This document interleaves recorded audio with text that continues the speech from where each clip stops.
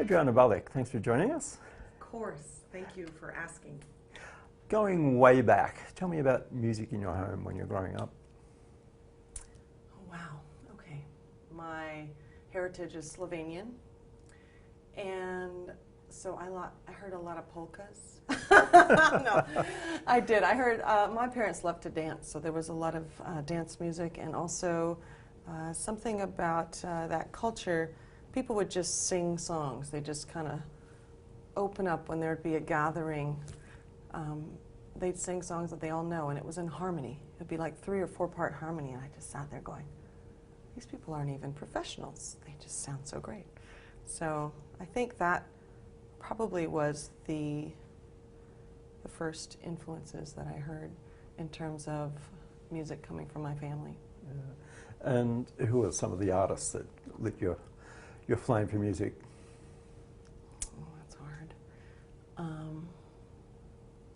Well, I think any of the pop artists from the 80s were my jam.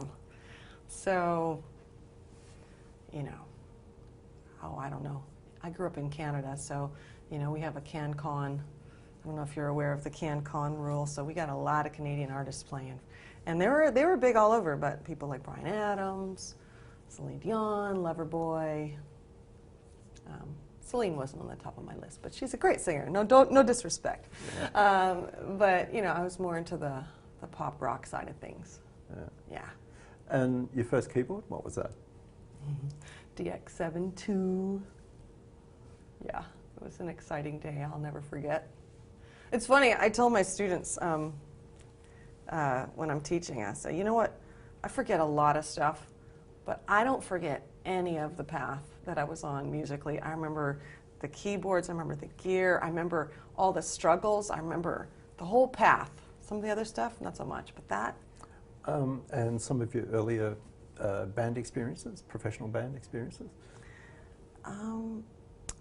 When I moved to Boston is when I really started doing more band playing. I did a lot of solo playing and singing when I was in Vancouver. So in Boston, I went to go to Berkeley. And there I met so many amazing people that are still my good friends, and teachers that are still my good friends, and colleagues that are still my good friends. And back then, my band experience was pretty much anywhere from, bands that were playing gigs, doing jazz or funk, or songwriters, including myself, where I'd, be writing, playing, singing, whatever, producing. So the band experience was just a huge melange of fun stuff. I was a piano major there, played jazz, and then I, developed more as a singer and a songwriter at the same time. So I've always had lots of different hats that I wear. And the Pink gig, tell me about how that came about. Oh, that was an amazing day, let me tell you. I moved from Boston with my husband. He's a musician as well. And we had moved in 2003 to California. Am I saying this right? Yes, 2003. And the goal was, one of the goals on the list was I would really love to tour with an A-list artist. That would be awesome. And like everybody who moves to California with grand aspirations, you do your best, you take all the gigs, you talk to all your friends, and you hope for the best, right? Say your prayers and hope it all comes together. So a good friend of mine, Ian Martin, who is a fabulous bass player, told me that they were doing auditions for Pink. They were looking for a keyboard player who sang, and I'm like, well, that's me. I can do that. So I found my way onto the audition list, and at the time I was touring with a bunch of fabulous musicians, playing R&B, hip-hop, funk in Washington. I was in Washington, Georgetown. Yes, I remember. I went there and I had to get her CD so I could listen to her tunes and learn them. because I found out this over the weekend, and then I was coming home and I was going to do this audition. So I learned the tunes on the plane, learned the vocals, listened to what parts I was going to play. Came home. At the time I had my Yamaha motif, and I programmed the sounds and my card so that I could just go in there and, you know, plug it in. I found out they had a Yamaha motif, so I was like, perfect. And I showed up and I did the gig. I was a little, you know, jet lagged from my trip and everything, and, you know, spending every moment doing the best I could to get this gig. And so I went back home. It was an early afternoon in Burbank, and at the time I was in Venice, living in Venice, which was like the opposite corners of LA. And I was tired, and I came home and I went to sleep, and I'm like, okay, phew, now I can rest. And then about an hour later, the phone rings. Say, we'd like to have you come back and do a callback. And I was like, waking up. I'm like, sure, what time can you be here? I'm like, an hour? And that was like, you know, wishful thinking, because it was on traffic. It was like 5 o'clock or 4 o'clock LA time, you know. So I said to my husband, I'm like, will you drive me? I'm going to reapply my makeup. So I went back, and, you know, at the beginning, when the first audition was without her, they just videotaped me playing with the band. And the second one, she was there, and I was like, whoa, this is real. And I played for her, and then there was one other guy, so I was like, oh, wow, there's a guy in me. And I thought, okay, well, just do what I do. Walked out, and then Roger Davies came out and said, how would you like to do promotion with us starting next week? I'm like, sure! Oh my gosh! So it was a pivotal moment, to say the least. Yeah, it was really great. So it's the beginning of some amazing experiences, and just one of those things that you dream about. Yeah. Yeah. You played and toured with Pink for 5 years, and Yes. decided that you're going to leave to start a family. Correct. Which is something that male musicians don't really have to worry about as much. Yeah. What was it, a difficult Yeah. decision? Well, it was a priority. I mean, to have a child, it was something that my husband and I wanted to do. And, you know, the time was of essence. And so we kind of, you know, figured we're going to do this as long as we can. And then when the time is right, you know, we'll move forward with trying to have a family.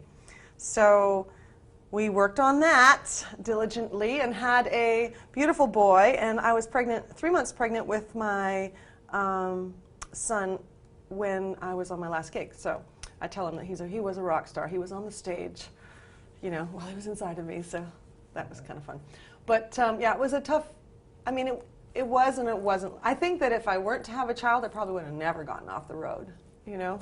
So it was a good thing to, you know, follow what it is you want to do. And even though as difficult as it was, I'm not going to say it was easy, because I remember having that baby in my arms and watching them come out and do, you know, So What, the new single, and I'm watching them on Ellen, and here I am, and I'm like, that was my spot. I love Kat. She's awesome, but, you know, it was hard. It was a really hard transition. But, you know, good thing he was cute. I would have sent him back. 2017, you got the Yeah. call to come back to the band. Yeah. How did that feel? Amazing. I could not have written the story any better, to be quite honest. 9 years had passed. And yeah, it was just something I hadn't considered. I know that, you know, when I was hired at USC in between that time to teach, Chris Sampson, who is the instigator of that whole program, the leader, he said, do you think you'd ever go back to Pink? He asked me that like right away. I guess that was in his best interest to know if he was hiring someone that would like disappear. And I said, well, you know, I don't know. You know, I'm kind of here now, and there's someone else, so I don't know. So, but in my mind, I was like, that door's probably closed. Someone else takes the spot, and you move on, and it's okay. I came to peace with that. But the fact that, you know, I was asked to come back was unbelievable. I was floored. Yeah, and so excited. I think the best part of that was not only that I was coming back to be with her, to work with her, but all my bandmates were the exact same bandmates I had left in 2008. So I walked into that first day and I was like, have I had a child, or was that just a dream and this is reality? So it was really, really awesome. Music technology moves pretty quickly. Oh, wow. These days. Coming back, how different was the stage setup? Yeah, we were using receptors, we used receptors, so those were like, you know, hanging by a thread in the back. We were like, we got to switch out of those, and so there was work to do to switch out of those. They used them the last tour, the last two that I wasn't there.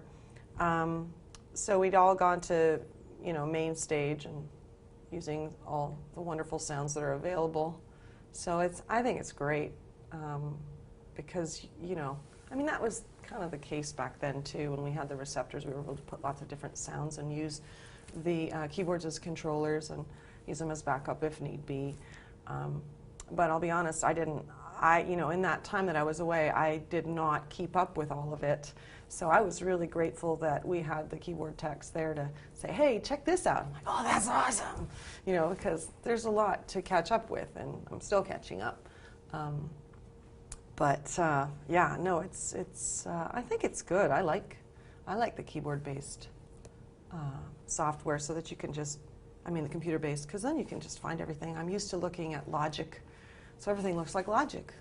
Makes me happy. You know, I know where to find things, so it's not that complicated for me, or at least a transition going into main stage. You also play guitar. Yeah. With Pink. Yeah. That came later to you, the guitar? Yeah, it's funny. My guitar playing came before I even moved to LA. I played acoustic, and it was because I was songwriting and I wanted another instrument. And somehow a G triad just sounds great on a guitar, and it doesn't on a piano. And there are just certain elements of, you know, guitar playing that just translate in a completely different way for writing purposes. So that was where I started. So I played acoustic before I left, and then while I was away, that's so funny. Well, I took my break planning to come back. No, I didn't plan. I really wanted to learn electric. I'd always wanted to play. So I studied. I fit in little hours with one of my colleagues at USC, and he hooked me up. And so, yeah, I had some fun with that. But I didn't intend to come back and be playing. That was just something I just did because I wanted to.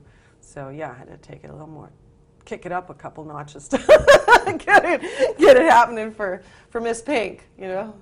Yeah. Who are some of the brands that you've been associated with over your music career? You know, I started off with Yamaha in the DX7 and the Motif world. And then when we were on tour, I forget which, I think the first tour we did Korg and Yamaha that I did with her, which was Trouble.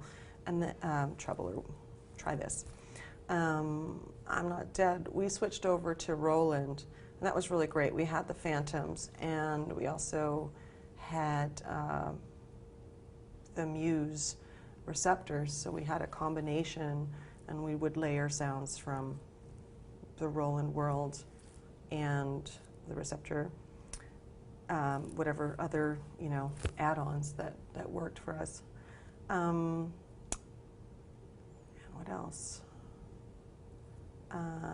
Taylor was awesome in terms of guitars. I played acoustic Taylors. I still do.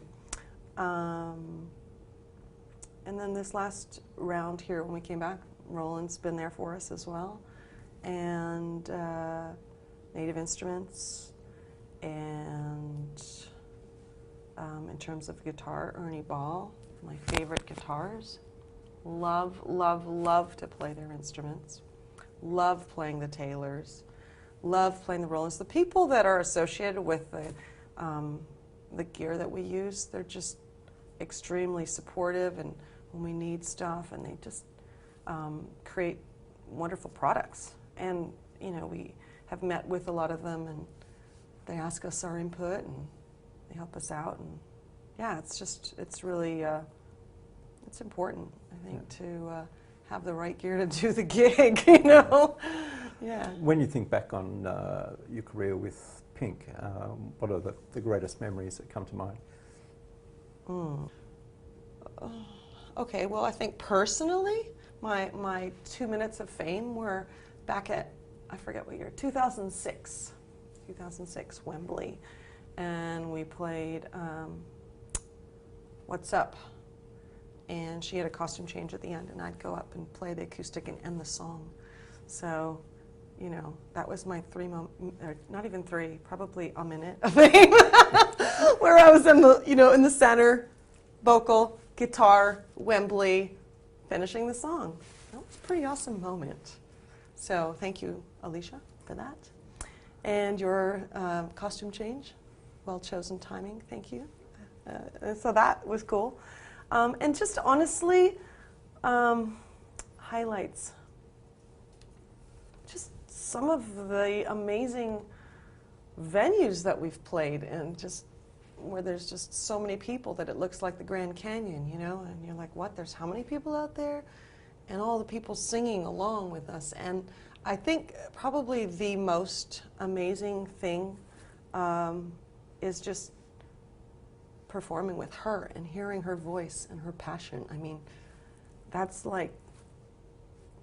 it, being on stage, singing with her, playing with her.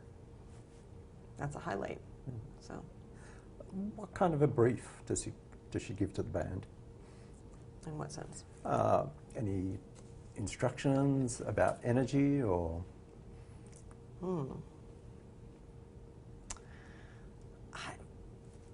We have a prayer circle before our show, and it's an opportunity for us to bring our energy together, focus, and,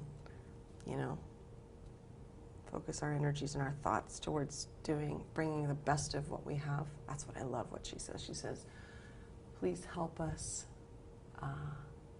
do the best that we can with what we have today. I love that quote, because not every day is the same, right? But that's what she brings out in us, the best. And there aren't any, there might be some things, little things that need to be different here or there, but I think just the group effort, we're all in this together. Let's go do this. We love what we do. We're the light. Let's go bring some light into the world. I think she's an amazing leader. So there's no real need for specifics at all times. I mean, sometimes there are, obviously, but I think the general, the vibe and the energy and the leadership that she brings without even saying things, just who she is. And we're in it with her. We're behind her no matter what. We're there to catch her no matter what. We're there for her, and she's there for us. Yeah. I have the best gig in the world. Tell me about your work at USC Thornton Music Education and your philosophy, what you try to pass on. Well, I try to bring out the best in everybody, I look for the things that they do awesome and let them know.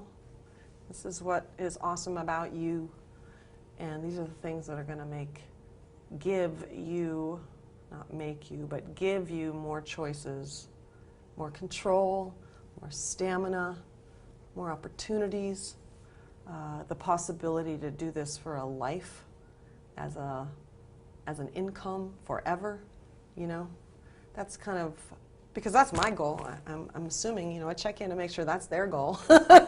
Most of them it is. It's quite an amazing group of students there. And so I'm just there to support them with their needs in terms of what they need and what I think they need. And it's a team effort, and every student is different. Every student, there is no cookie cutter way of teaching. It's a very creative, in the moment type thing, much like sitting down to jam with someone. It's okay, what are we going to do? What do you think's best here? What do you need now? What do you need for the long term? How can we make this your life so that you don't have to do other things that you don't like? So the philosophy is really know that it's okay to be unique, it's really hard for 20-somethings to not look at other people and say, I'm not that, I don't think I'll be as good, or maybe, you know, or feel bad or not good enough. I think all artists feel that way, to be honest, but, or at least at times. So it's just, you know, helping them feel good about who they are, what they do, and make sure that they have a work ethic so that whatever they don't know, they figure out how to know or how to do, so that, you know, they're growing as humans, as musicians, as people. Your son, how important is it to introduce music into his life? I don't think he has a choice, you know. His dad is a singer, plays guitar, piano, gigs, teaches. You know, the Beatles were playing at a very young age. There's lots of different music playing all the time. There's lots of, you know, I don't do a lot of teaching at home, but I did when he was younger. So he'd hear me talk, and I do a lot of Skype things, and I teach an online class as well with Berkeley. So he hears me talking about this stuff all the time. So I don't think he can escape it. And I think part of him, you know, he says, people will ask him, do you want to be a musician? Because your parents are, right? It's like, no. At first he was like complete denial. Absolutely not, right? But, you know, he can't escape what's in him, and I can hear it, and it's mandatory for him to have piano lessons, so we're working through that. He's 10. What's on for the remainder of 2019? Oh, good stuff. Nothing but good stuff. I'm teaching at USC until we go on the road, and then I'll be doing a little double duty for the first little bit. And we're going to be doing the second North American leg, so we'll be seeing some places we've seen, seeing some new places. That's 3 months. And then we have a little break, and then we go to Europe. Europe's been waiting. So we're doing stadiums in Europe, which is amazing. We're all very excited about that, myself included, of course. And what are you most proud of in your music career? Wow. What am I most proud of? I guess I'm most proud of a couple things. One, that I'm able to do this, and that I've been blessed with a career of performing and teaching. I love teaching, and it's always been a back and forth for me. So the fact that I get to perform with an artist, not just any artist, but with her, and I would do anything for her. She is a voice that, and an artist, and a human that just wants to bring so much truth to the world, you know? And I love to stand behind her and support her in that. So musically and just fundamentally, that's like pretty amazing. I'm proud of who she is and that I get to be associated with her, you know? So, and that she picked me to be in her band twice. So that, and that I've been able to support myself as a musician and educator. I mean, I don't really have much to complain about. I'm really, really lucky and thankful every day. Adriana Balic, thanks for your time. Thank you so much for inviting me. I appreciate it.